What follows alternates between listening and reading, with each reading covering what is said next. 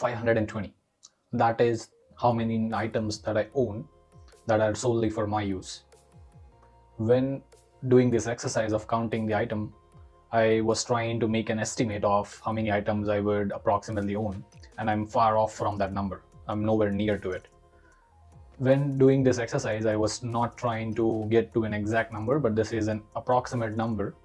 And I made a lot of exceptions when counting the number of items, like big items like house, cars, TVs. I didn't count those things because I don't personally use those things. We all as a family uses it. So I'm not counting those items. So without that, it comes to more than 500. Just imagine.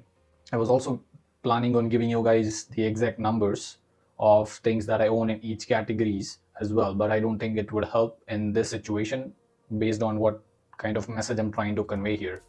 My goal is not to boast about how many items I own, but it's exact opposite. I'm just trying to say how many things that we have access to right now, which we mostly don't use. I was just thinking in a situation where every day, let's say I'm going out, I'm sitting at home, how many items I'm using at a time. Maximum, I'm using 5 to 10 items at a time. All the clothes that I'm wearing, all the gadgets that I'm using, everything combined, it comes to 10 items, maximum 15 items at a time that I can use. We have Amazon online shopping, all the persuasive marketing and advertising around us, which makes us, or which puts us in the situation where we cannot even deny that kind of things that we are buying, if it's actually useful to us or not. How many times are we going to use that, if we are ever going to use that? Sometimes the marketing is so on point that it gives you a benefit which doesn't usually exist for you. You're just sold on the things. It's not to say they are doing a bad job, they're just doing very good job with that. That's why we are buying things which we don't actually need. We just carry an emotional baggage with the amount of things that we own, whether we realize it or not.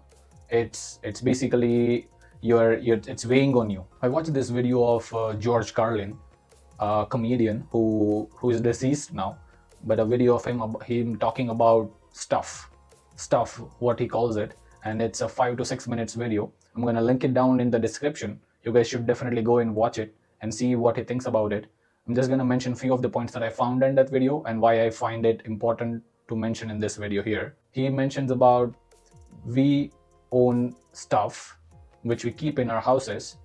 When our houses are not enough to store all the stuffs, then we buy a bigger house.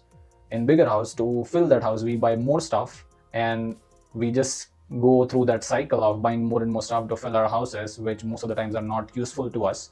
On top of that, we have a whole industry who looks after the extra stuff that you are not using or you are not wanting to use anymore. We have a full industry that revolves around it, which is self-storage industry. Next thing that I'm planning on doing is doing the same thing for my digital self, where I have all the emails, all the subscription, all the websites that I use, everything on the cloud that I have.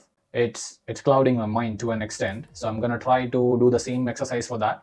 The point of doing this kind of exercises is to make sure that I know what I am in situation of and what I can control. The things that I don't use, what's the point of keeping those things and just becoming a hoarder to an extent? That's what I consider myself right now. But I'm going to make a lot of changes. I'm going to make more videos about it and what kind of changes I'm making and why am I doing that in future.